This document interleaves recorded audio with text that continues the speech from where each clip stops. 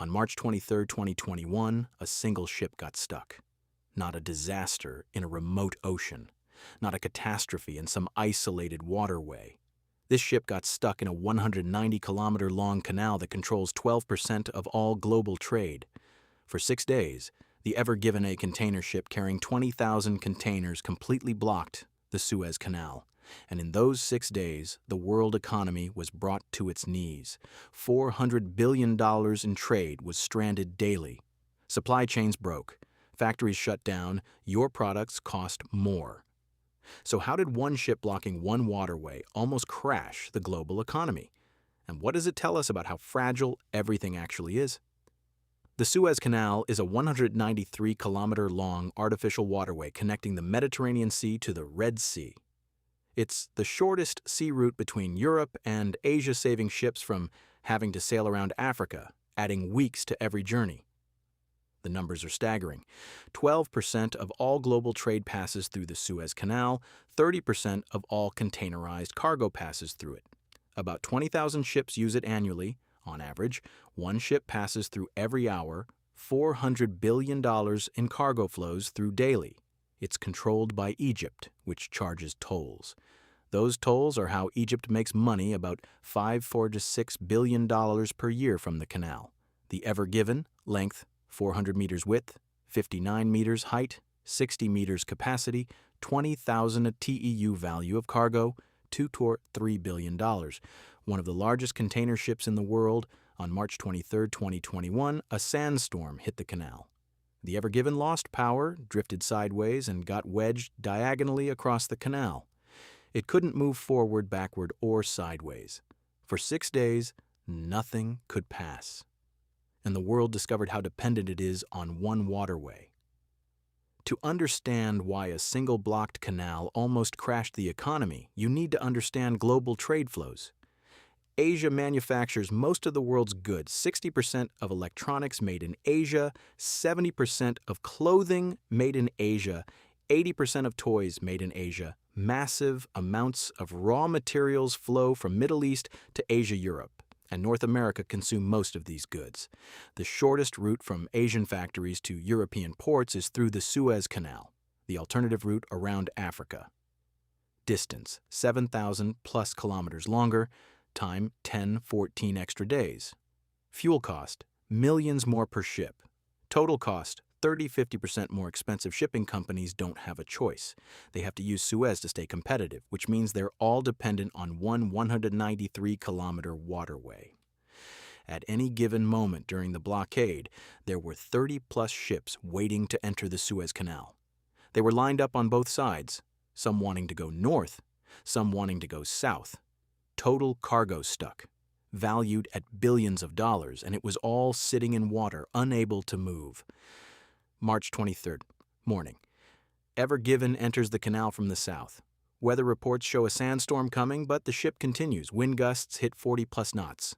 March 23rd, there were 7:45 a.m., the Ever Given loses power. It drifts sideways and gets wedged diagonally across the canal. Both the bow and stern are stuck against the canal walls. It's immovable. Immediately, Egypt realizes the problem. They have a major blockage and no way to quickly move it. March 23-24, Egyptian authorities begin attempting to free the ship using tugboats and dredgers. The ship is too massive. Tugboats can't budge it. The problem, it's completely stuck. Ships start waiting. First a few, then dozens. Some decide to wait for resolution. Others divert and head south around Africa, a 10 to 14-day detour. March 24-26, the waiting ships continue accumulating. Over 400 ships are now waiting to transit. Media coverage goes global. People realize this isn't a simple accident. This is a potential catastrophe. March 27th, high tides help. Dredgers working 24/7 finally managed to refloat the Ever Given. Egypt's Suez Canal Authority successfully pulls the ship free. March 28th, the ship moves. Traffic resumes. Waiting ships start moving through, but the damage is done. The consequences of 6 days. $400 billion in daily trade was stranded. Total trade lost. $2.4 trillion in blocked goods. Container shortages caused supply chain delays for months afterward. Shipping prices spiked 500, 1,000% in some routes. Car manufacturers shut down. Furniture companies canceled orders, medical supply chains disrupted, energy costs spiked. The ever-given blockade revealed something terrifying. The global economy is held together by a single thread. One canal, one failure, global economy breaks. If the blockade had lasted 10 days instead of 6, the consequences would have been catastrophic. Factories would have completely shut down due to lack of components. Unemployment would have spiked. Prices for everything would have jumped 10–30%. Recession could have started. And this isn't hypothetical. During COVID-19, when lockdowns reduced shipping, supply chains broke, and prices stayed elevated for months. A longer blockade would have been exponentially worse. The vulnerability exists because, 1, global supply chains are optimized for efficiency, not resilience. Companies use just-in-time manufacturing parts, arrive exactly when needed, with almost no buffer stock. If the supply chain breaks for even a few days, factories shut down because there are no backup parts. 2. Alternative routes are expensive. Going around Africa costs millions more per ship. Companies don't build in that option, they depend on Suez. 3. One nation controls it. Egypt owns the Suez Canal. Egypt sets the tolls. Egypt is responsible for maintaining it. If Egypt becomes unstable, or if another nation wanted to blockade it, there's nothing the rest of the world can do. 4. Concentration risk. 12% of global trade through one waterway is concentration risk. Most economists would say having that much trade dependent on a single choke point is insane, but economically, there's no alternative that makes sense. 5. No redundancy. Unlike critical infrastructure in developed nations, there's no backup Suez Canal. There's no plan B. If Suez is blocked, you have to go around Africa. That's it. Why did the Ever Given get stuck? Several factors. 1, the ship is massive. The Ever Given is one of the largest container ships ever built. The Suez Canal was built in 1869 and widened over time, but it was never designed for ships this large. The canal is only 205 meters wide. The Ever Given is 59 meters wide. It leaves barely any margin for error. 2. Weather.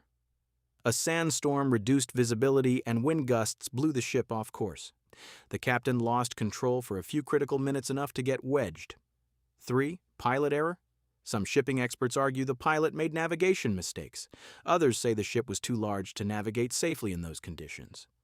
Probably both are true. 4. It could happen again. Ships are getting larger. The Suez Canal hasn't kept up with ship size. Every large ship transiting Suez is at risk. A similar accident could happen tomorrow, or next year, or in 5 years. When it does, we'll face the same crisis. Scenario: what if it happened again and lasted 2 weeks? Car factories across North America would completely shut down. iPhone production would halt, hospital supply shortages, unemployment spike, recession, likely stock market crash, global recession possible. Scenario: what if another ship was destroyed in the canal by collision? Canal would be blocked for weeks while they clear the wreckage. All the consequences above, but worse and lasting longer. Scenario: what if Egypt became unstable and blocked the canal on purpose? This is a geopolitical nightmare that nobody talks about. Egypt is politically stable now, but that could change. If Egypt closed the canal due to conflict with another nation, the global economy would suffer catastrophically. No one can stop Egypt from doing this. They own it. After the Ever Given blockade, people asked, why don't we widen the Suez Canal more? Why don't we build another canal? Why don't we have a backup plan? Widening the Suez Canal. Egypt is doing this expanding capacity. But it costs billions and takes years. And no matter how much wider you make it, you still have concentration risk. One waterway, one failure, game over.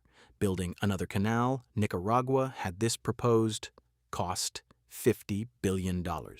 Problems: environmental disaster, economically not viable. No one's doing it. Diversifying shipping routes. Ships already use multiple routes when possible. But for Europe-Asia trade, Suez is the only efficient option. There is no viable alternative that's cheaper. Reducing global trade dependence, making supply chains more local and resilient. But this means higher prices for consumers. Companies don't want this. Consumers don't want this. So we accept the risk. The hard truth, we can't fix this. The global economy is dependent on the Suez Canal, and that's unlikely to change. We're betting that nothing will go wrong. If something does, war, blockade, another accident, environmental disaster, we're in serious trouble. The Ever Given blockade was a warning that everyone ignored. 6 days, one stuck ship, and the global economy nearly broke. What changed since then? Almost nothing. Ships are still getting larger. The Suez Canal is still at capacity. Supply chains are still optimized for efficiency, not resilience. We're still one accident away from another crisis. And there are other choke points, too. The Strait of Malacca. 25% of global trade highly congested the Panama Canal. 5% of global trade at capacity port disruptions. One major port struck by typhoon or earthquake disrupts everything. Supply chains, COVID-19 proved how fragile everything is. The Ever Given showed us something we didn't want to see. Our entire system, food, medicine, technology, everything, depends on fragile infrastructure we can't control and can't replace. And we're okay with that because the alternative, local manufacturing, higher prices, less efficiency, is worse in the short term. So we accept catastrophic risk to get cheap products now. So here's what the Ever Given taught us. The global economy is fragile. Fragile in ways we don't think about. Fragile in ways we can't easily fix. One 400-meter ship getting stuck in a 193-kilometer canal almost broke the world economy for 6 days. And when the ship was freed, most people forgot about it. Prices stabilized. Supply chains normalized. We went back to pretending everything is stable, but it's not. The same choke point still exists. The same risks remain. The only thing that changed is that we got lucky. Next time, we might not. But here's my question for you. If you knew that fixing global supply chain fragility would mean 20–30% higher prices for everything, more local manufacturing, less global trade, higher taxes to pay for redundant infrastructure, would you support it?